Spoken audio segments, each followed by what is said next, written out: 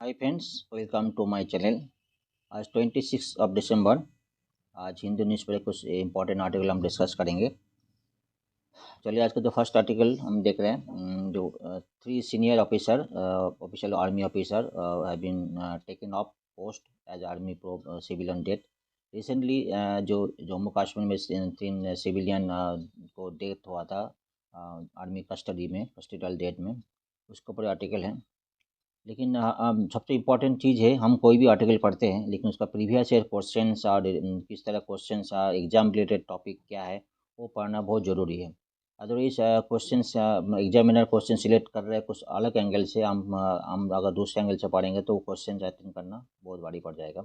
तो हम देखते हैं इस टॉपिक के ऊपर किस तरह क्वेश्चन आया है। पहले न्यूज़ क्या देख लेते हैं, इस टॉपिक किस तरह का हमें प्रिपरेशन लेना है वो हम देखेंगे। तो रिसेंटली हम बताए थे, रिसेंटली जो 3 सिविलियन डेथ के लिए जो थ्री उसका पूरा इंक्वायरी चल रहा है, और ऑलरेडी पुलिस जम्मू का पुलिस को एफ किया है सस्पेक्टेड के ऊपर। 3 officer including a brigadier in charge Poonch district Jammu Kashmir have been attach mean जो है mean removing from the post to ensure impartial investigation. तो आज जब वो आर्मी का अंदर ही कस्टोडियल में डेथ हुआ तो सीनियर जो ऑफिसर है उसको removing from the post temporary basis में और इम्पार्शियल इन्वेस्टिगेशन में। देखते हैं इस टॉपिक के ऊपर किस तरह क्वेश्चंस यूपीएससी क्वेश्चंस है, क्योंकि हमारे प्रिपरेशन के लिए अच्छा होगा। किस तरह क्वेश्चंस आ रहा है, हमारा प्रिपरेशन किस तरफ चाहिए, इंपॉर्टेंट है। ठीक है, एक क्वेश्चन आया था फिल्म मेंस में, क्वेश्चन 2021 में क्वेश्चन आया था, जैसे कि दो ह्यूमन राइट कमीशन एक 2024 में आया था, 2001 same question. Human right commission जो इसके ऊपर कमीशन, इसके ऊपर क्वेश्चन आए। National human right commission NHRC, इसका फंक्शन है जो ह्यूमन राइट्स को प्रोटेक्ट करना। तो 2021 में दो the human rights commission have contributed immensely to the protection of human right in India, yet they have failed to assert themselves against the mighty and powerful। मतलब जो human right commissions हैं, जो although जो protection human कर करे, लेकिन उसका powerful कोई हो, सीनियर ऑफिसर हो या कोई पावरफुल हो, उसके अगेंस्ट में झुक जाता है, तो उसका जो काम जो बराबर नहीं कर पाए, इसका क्वेश्चन से। और उसका जो analysis structural and partial limitation था, लिमिटेशन क्या है, रिमीडियल मेजर क्या है, दोनों क्वेश्चन के ऊपर आया था 2021 में। मेनली ह्यूमन राइट कमीशन जिसका काम है जो ह्यूमन राइट्स को प्रोटेक्ट करना, कस्टोडियल डेथ है किसी को, इस टाइप का वो वर्क जो है ह्यूमन राइट कमीशन का उसका जो वर्क उसका भी क्वेश्चन है। सेम ऑलमोस्ट सेम टाइप का क्वेश्चन है 2014 में, पढ़ लीजिए इसको। ठीक है, तो हम इसको देखेंगे, डिटेल्स देखेंगे। कस्टोडियल डेथ क्या होता है, डेफिनेशन का देखेंगे। Custodial death is a death occur while a person is in the custody of law enforcement official। Correctional जो फैसिलिटी, कोई लॉ मतलब पुलिस में कोई कस्टडी में किसी का डेथ होता है तो कस्टोडियल डेथ बोलते हैं। It can occur due to various causes, excessive force किया जाए, टॉर्चर किया जाए, नेग्लेक्ट किया जाए, अभी अथॉरिटी का जिसके ऊपर डेथ का किया जाए, डेथ देखा जाता है। ये भी नॉर्मल इंडिया में इसके अगेंस्ट में ऐसे कोई कानून नहीं बना है, ये भी एक रीजन है। According to Law Commission India, the crime by a public servant against the arrested or the declined person who is in the custody accounts to custodial violence। इसको ऊपर बात किया था। ठीक है, total of 146 cases death of police custody का reported 2017-18 में। इतना पुलिस 146 हुआ था, 18-19 में 136, उसके बाद 112 2019-20 में हुआ था, उसको 2020 और 21 में 2000 और जो है 21-22 में जो है 170 पे कस्टोडियल डेथ हुआ था। अगर इन टर्म्स ऑफ हम देखेंगे स्टेट वाइज, जो मेजर स्टेट है गुजरात है, महाराष्ट्र, उत्तर प्रदेश, बिहार, कुछ स्टेट है जिसका मेजर डेथ होता है। In the first 5 years, highest number custodial death 80 has been reported in Gujarat, followed by Maharashtra 76, Uttar Pradesh 41, Tamil Nadu and Bihar 38। National Human Rights Commission (NHRC) has recommended monetary relief into 201 cases और 201 cases of monetary relief दिया national human right commission ने, और disciplinary action again 1 case में दिया था। ठीक है, ये कुछ पॉइंट है। पॉसिबल कॉजेस जो एब्सेंस ऑफ स्ट्रॉन्ग लेजिस्लेशन, ऐसे गवर्नमेंट को कानून नहीं बने, एंटी टॉर्चर लेजिस्लेशन जैसे बने, जो पुलिस तो इसके ऊपर एक्सेप्ट हो जाते हैं इसको क्वेश्चन। इंस्टीट्यूशनल चैलेंजेस है, the entire prison system are इनरली ओपेक, जो अंदर रखा है ओपेक ओपेक है, लेस रूम ट्रांसपेरेंसी, तो अंदर किसी टॉर्चर कर दे कोई बाहर पब्लिश नहीं हो पाते। India fail to bring the much desired prison reform and prison continue to be affected poor condition, overcrowding and acute manpower shortage and minimal safety against harm in prison। इसको point है prison के लिए। कई से बीच में कई से चर्चा चल रही थी, लेकिन इसको कानून अभी तक लागू नहीं हुआ। एक्सेसिव फोर्स, एक्सेसिव टॉर्चर किया जाएगा, इसका भी डेथ हॉस्पिटल डेथ हो सकते हैं। Lengthy judicial process, lengthy process judicial process कानून अगर लॉन्ग लेंदी होगा तो कस्टोडियल हो जाएगा। नॉट एडरिंग जो इंटरनेशनल स्टैंडर्ड, जो स्टैंडर्ड इंटरनेशनल स्टैंडर्ड है वो फॉलो नहीं करने कस्टोडियल हो सकता है।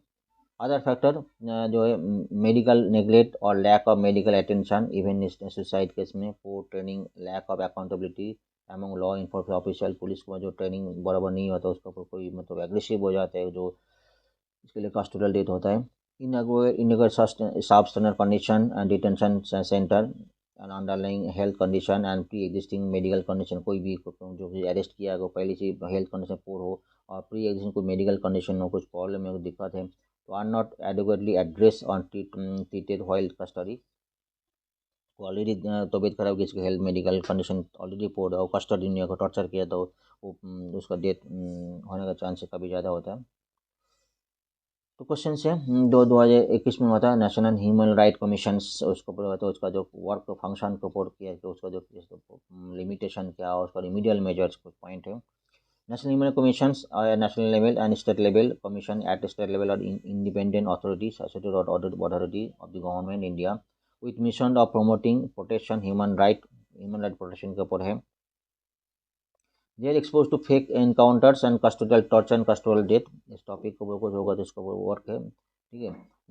ठीक है, they work with several NGOs and at the ground level to improve human right legacy, उस पॉइंट है। They act a watchdog human rights in country, they mainly human rights के लिए बहुत वॉचडॉग है, उसको प्रोटेक्ट करते हैं, उसको प्रोटेक्शन लेते हैं, उसको कानून करते हैं, कुछ पॉइंट है।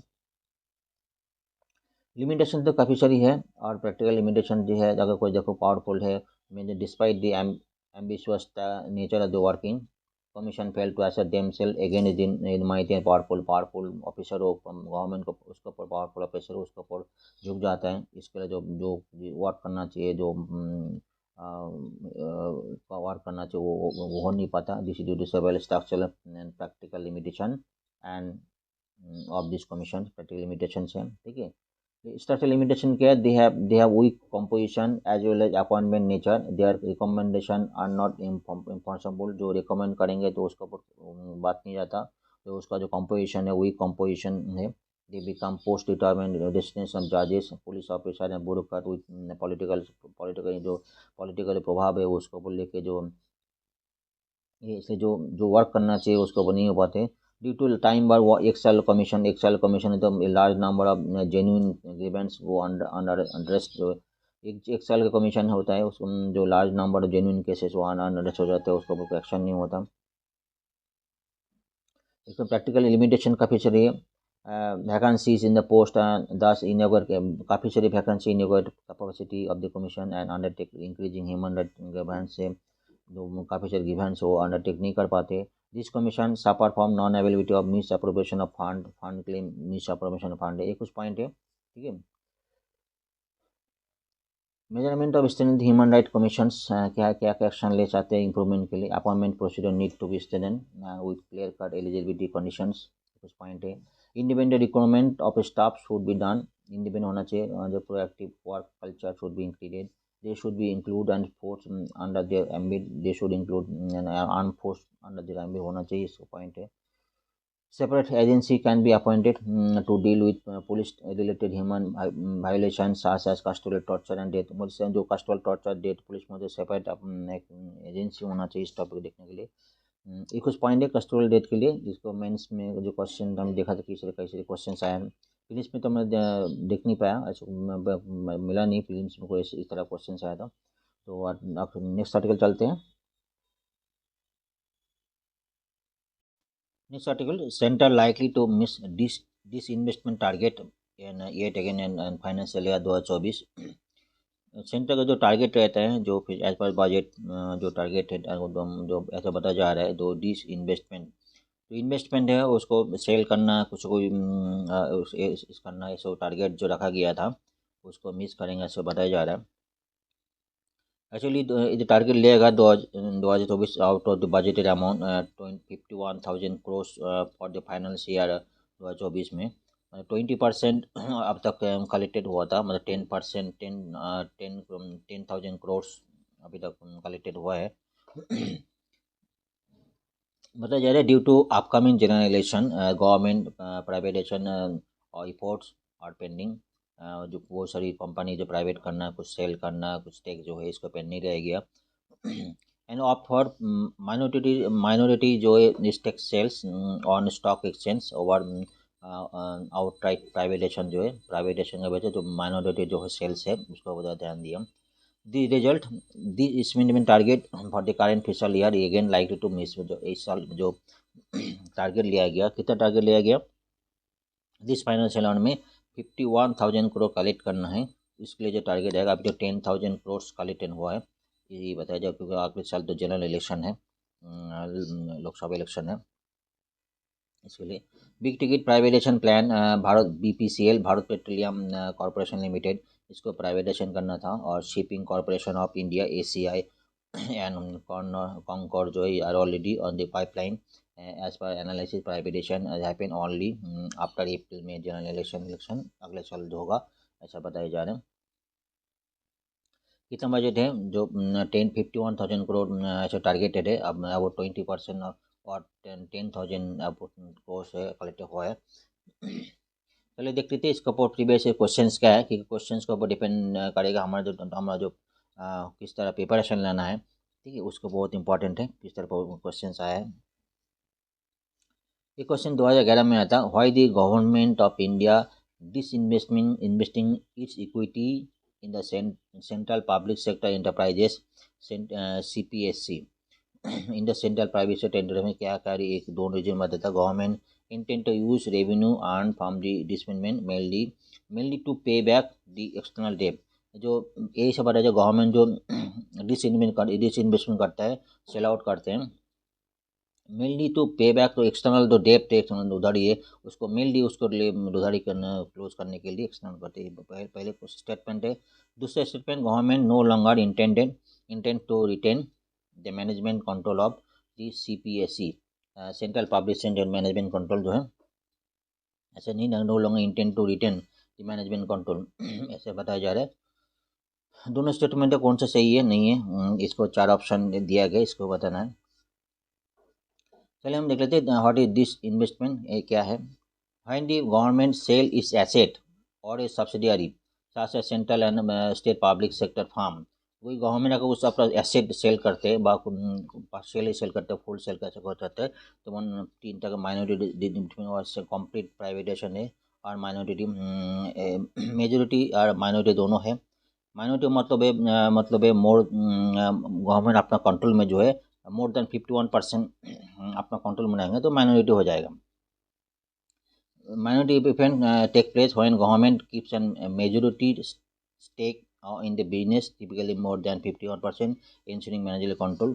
तो जो ऐसे कुछ सेल आउट करेंगे जिसमें कंट्रोल जो है गवर्नमेंट उसको 51% वो ज़्यादा जो उसका अंडर कंट्रोल बनाएगा उसको माइनॉरिटी बोलेंगे। सिमिलरली मेजोरिटी किसको बोलेंगे, in the case of majority disinvested, the government transfer control to the acquiring corporation while holding a portion of the company। More than जो है 51 से ज़्यादा 50% से ज़्यादा वो सेल आउट कर देंगे, मतलब उसका जो कॉर्पोरेशन जो सेल कर रहा है, जो खरीद रहा है, जो परचेज कर रहा है, उसको कंट्रोल में आ जाएगा, इसको मेजोरिटी बोलेंगे। Where in case of complete privatization the buyers receive complete ownership of the business, complete privatisation करना कॉम्प्लीट ओनरशिप हो जाएगा। ऐसे तीन टाइप का है, एक मेजोरिटी, माइनॉरिटी और कॉम्प्लीट प्राइवेटाइजेशन, तीनों पॉइंट है। डिसइन्वेस्टमेंट जो क्यों करते हैं, व्हाट इज द रीजन, तो हम देखेंगे रीजन क्या क्या है। मेनली जो उसका जो फिजिकल डेफिसिट है उसको रीच करने के लिए काफ़ी सारी इशूज है, करने के लिए पॉइंट है, वो हम देख लेंगे। बट ऑब्जेक्टिव क्या है, मेन ऑब्जेक्टिव है टू मीट द बजट का नीड, जो बजट नीड जो एक्सपेंडिचर है उसको नीड करने के लिए, to reduce physical deficit, fiscal deficit कम करने के लिए जो सेल बहुत सारी जो हम एसेट सेल कर देते हैं, प्राइवेटाइज कर देते हैं। To improve private public finance and overall economic efficiency, to diversify ownership of PSU for enhancing efficiency and individual enterprises, to raise fund for technological upgradation, moderation of, and expansion of PSU। बहुत सारे upgradation कर technology upgradation का जो fund चाहिए उस fund collect के लिए बहुत सारे को अपना एसेट सेल कर दे। कुछ पॉइंट है, to introduce competition and market discipline, ये कुछ पॉइंट है, ठीक है। Mainly government under to reduce the fiscal burden, तो डिस्कस द बार्डन जो उसका फिशल बार्डन है और जो ऑन रिस्क पर and to raise money meeting specific needs, कोई पार्टी स्पेसिफिक नीड्स है वो कलेक्ट करने के लिए करने के ऐसा डील मिस करते हैं। साथ साथ to bridge the revenue shortfall from other regular sources, ये कोई पॉइंट है, ठीक है। एक पॉइंट जो राष्ट्रीय जो क्वेश्चन था ऑलरेडी बताया गया, इसको आंसर देख लेंगे। पहले जो स्टेटमेंट था, गवर्नमेंट अगर कोई डी इन्वेस्टमेंट कर रही तो particular mainly due to pay back external debt, ऐसा नहीं है, ऐसा कोई हार्ड एंड रूल नहीं है, पे बैक एक्सटर्नल डेट ऐसा नहीं है, ठीक है। तो government does not necessarily intend to use revenue earn from the mainly to pay back the external debt, no ऐसा नहीं है, तो ये इनकरेक्ट है, करेक्ट नहीं है। स्टेटमेंट 2 क्या बोल रहे हैं, government no longer intend to retain the management control of CPSE central public sector में, ये भी करेक्ट नहीं है। From time to time government takes decision to disinvest public sector enterprises but largely decide retain the management control on case of case to basis.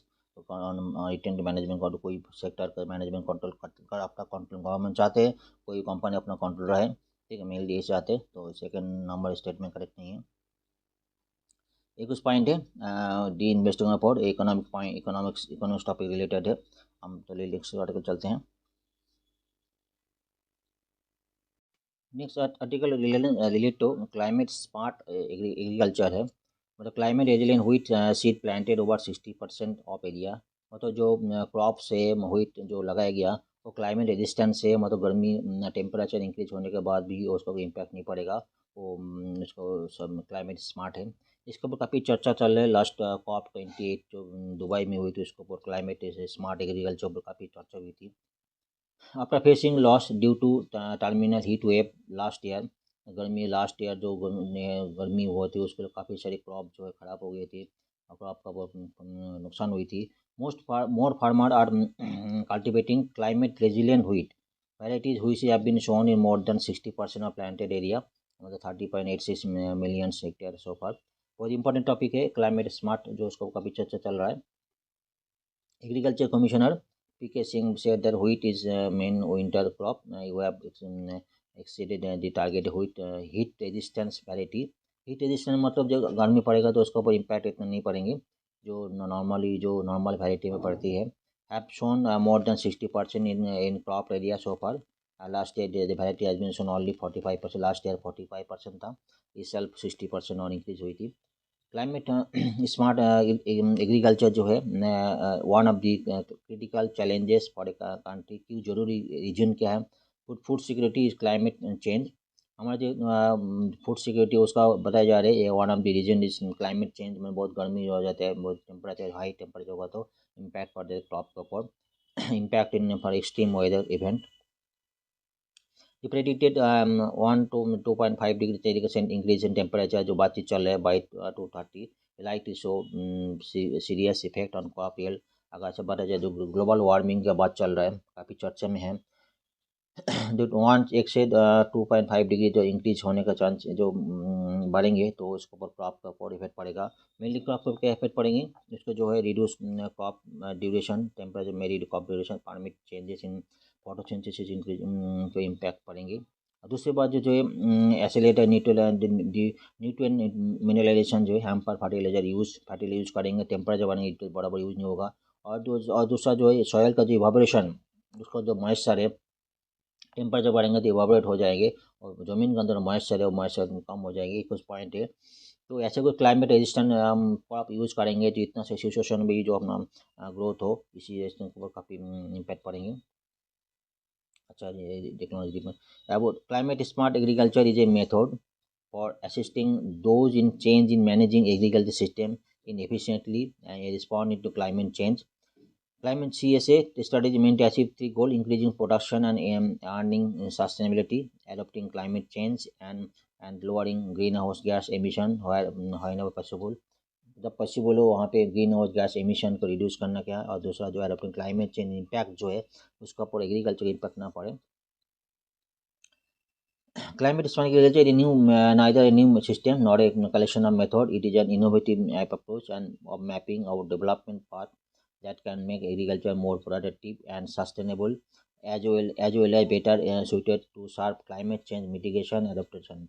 Climate change mitigation adaptation जो point बातचीत चल रहा है उसका cover suited है. Last year question है 2021 में आया था, ध्यान से देखिए. Context of India preparation for climate smart agriculture, consider the following statement. India जो क्लाइमेट स्मार्ट एग्रीकल्चर का बात चल रही है, देखो फॉलोइंग स्टेटमेंट क्या है. Climate smart village approach in India is a part of project led by climate change agriculture and food security CCAFS and international research programme.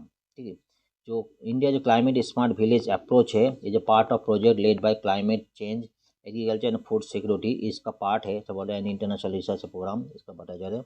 The project CCAFS is carried out under collective group of on international agriculture research. ठीक है, किसका under बताया जाए, जो है CGIAR, इसका under में headquarter France. जो CGIAR जो फ्रांस में उसका अंडर में जो है उसका जो कलेक्टिव ग्रुप है CCAFS, इसका बताया जा रहा है.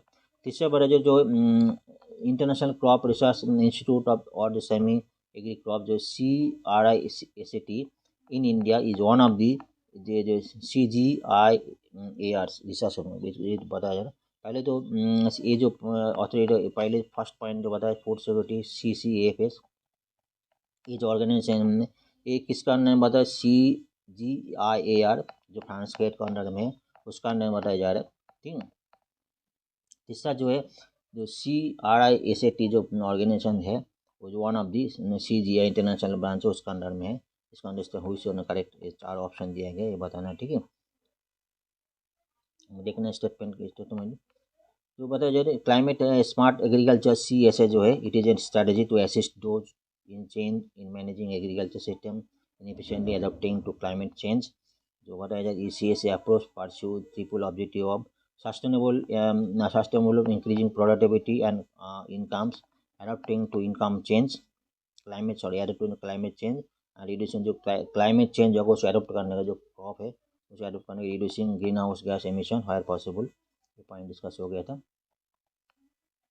स्टेटमेंट 1 जो है बता जो climate smart village project India is a CGIAR research program on climate change agriculture and food security, जो बताया तो वो सही है.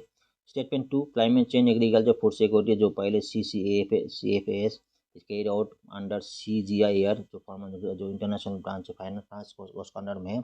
और इंडिया का जो ऑर्गेनाइजेशन CICRISAT जो है ये इज ए CGIAR उसका रिसर्च अंडर में non profit non political public international research organisation that conduct agriculture research for development in Asia and sub-Saharan Africa with a wide array of partner throughout the world. ये कुछ point है. ठीक है.